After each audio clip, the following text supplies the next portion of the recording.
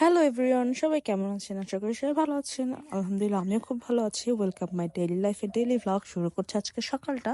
তো ঘুম থেকে উঠেই কিন্তু সবার আগে আমাদের কাজ থাকে বিছানাটা রেডি করা, বিছানাটা গোছানো। তো সেটাই করছিলাম, গোছাচ্ছিলাম। আমি কিন্তু অলরেডি এখন টাঙ্গাইল চলে এসেছি। এই ভ্লগটা হয়তো আপনারা অনেক দেরিতে দেখে ফেলছেন, কারণ এখন ইদানিং আমার খুবই আলসেমি লেগে যাচ্ছে ভাই, আমি কেন জানি আর ভিডিও এডিট করতে পারছি না। আমার ভ্লগ আপলোড দিতে খুবই আলসেমি লাগতেছে। তো ব্যাপার না, আমার যখন যখন ভালো লাগে আমি ইনশাল্লাহ দিয়ে দিব। তো আপনাদের সাথে কথা বলতে বলতে কিন্তু আমি বিছানাটা রেডি করে ফেলছি। আসলে সকাল সকাল ঘর বাড়ি গুছিয়ে রাখলে মনটাও ফ্রেশ লাগে। তো এরকম ব্রাশ করছিলাম, ব্রাশ করতে করতে ভাবছিলাম আগে কিন্তু আমরা ব্রাশ এক জায়গায় করতাম না, মানে উঠানে দাঁড়িয়ে বিভিন্ন জায়গায় ছড়িয়ে ছিটিয়ে দাঁড়িয়ে তারপর কিন্তু মুখটা ব্রাশ করতাম। জানি না কি বলতেছি, বাট এগুলো কথা আমার মনে হচ্ছিল এই সময়।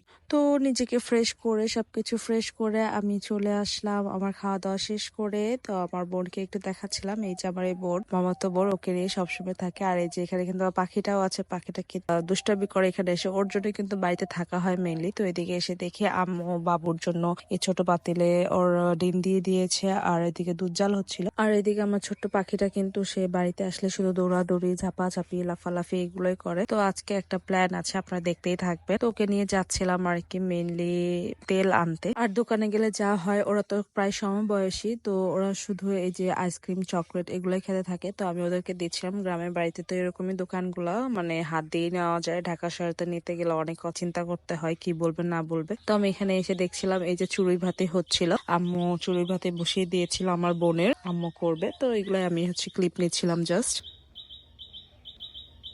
আপনারা এতক্ষণ যে পাখির আওয়াজটা শুনে, এটা কিন্তু রিয়েল, এটা কিন্তু কোনো আর্টিফিশিয়াল না। তো আমি কিন্তু এখানে চলে আসছিলাম আর কি সকালে খাবারটা খেতে। আর কি সকালে এখানে খেতে একটু দেরি হয়ে যায়, ঘুম থেকে উঠেই কিন্তু খাওয়া যায় না। তো আমি কিন্তু ভাত ভাজিটা নিজে রান্না করেছিলাম, কিন্তু যে রান্না করতে যে অনেক যুদ্ধ করতে হয়েছে এর জন্য আমি ক্লিপটা নেইনি। তো আমি জাস্ট এখন খেতে বসে যাই ডিরেক্টলি। আর এদিকে এই শুটকির এই প্রসেসটা কিন্তু আমি ছবি তুলে দিয়েছিলাম। আপনারা অনেকে বলতে পেরেছেন এটা শুটকি ছিল। ইয়েস, এটা শুটকি ছিল, বাট কি মাছের ছিল এটা আমি বলবো না, আপনারা কিন্তু এটা বলবেন। দেখি আপনারা পারেন কিনা, কমেন্টটা কিন্তু অবশ্যই জানাবেন। আমার নানু আর কি এটা প্রসেস করছিল। আর এদিকে সেই চুড়ই ভাতের সেই মাংস রান্নাটা হচ্ছিল, সেটাও আমি দেখাচ্ছিলাম। আর এদিকে নানু আর মামি মিলে শুটকিটা শুকা দিচ্ছিল, এটা আমি দেখাচ্ছিলাম আর কি। আসতেছে গরম, এখন শুটকির সময় চলে আসবে, মানে মাছ যেমন শুটকি হয় আমরা এরকম শুটকি হয়ে যাবো ইনশাল্লাহ সামনে। তো খাওয়া দাওয়া শেষ করে আমরা একটু বেরিয়েছিলাম। তার আগে বলে দিই, আমার ভিডিওটা যদি ভালো লাগলো অবশ্যই বেশি বেশি কমেন্ট করবেন, ফলো দিয়ে রাখবেন।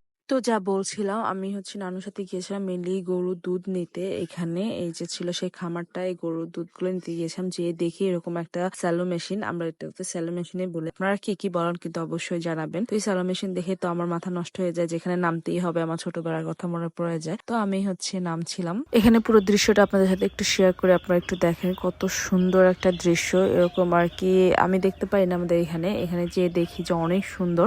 তো ভাবলাম আপনার সাথে একটু শেয়ার করি।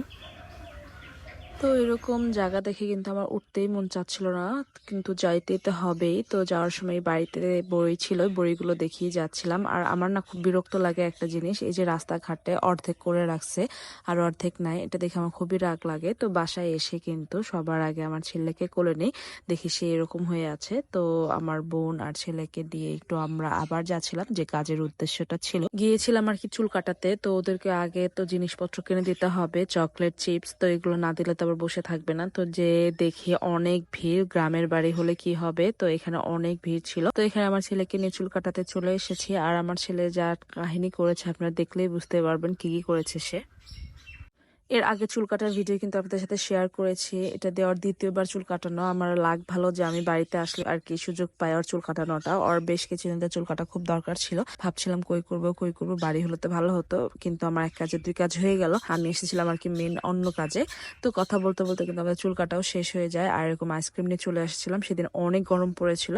তো বাড়িতে এসে ছেলেকে গোসল করে দিই, বোনকে গোসল করিয়ে দেয়, তারপর তাদের রেডিও করিয়ে দেয়। আর যেহেতু বলেছি অনেক গরম পড়েছে, তো ফ্যান তো ছাড়তেই হবে। তো আমার সব শেষ করে আমি চলে যাই পুরো ডিরেক্ট গোসলে, গোসল থেকে যে খাওয়া দাওয়া শুরু করি। এবং আজকে ভিডিওটা কিন্তু এ পর্যন্তই। ভালো লাগলো অবশ্যই লাইক, কমেন্ট, শেয়ার করবেন। আল্লাহ হাফেজ।